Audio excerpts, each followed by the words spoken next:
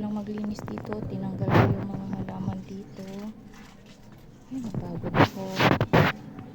Ito, pinagilid po yan dito sa tabi. Ayan po yung mga halaman. Kasi, yan na yung aking, yung halaman, konti lang. Yung iba nilabas ko na. Ito yung mga halaman kong konti. Ayan. Ayan guys.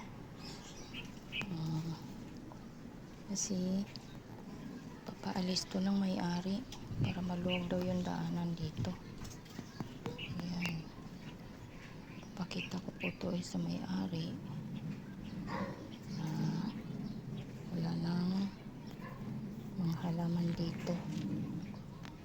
Thank you for watching guys. Salamat. Have a good day. Good morning everyone.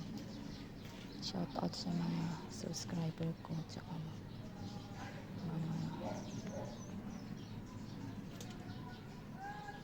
nanonood ng mga aking mga content. Thank you. God bless everyone.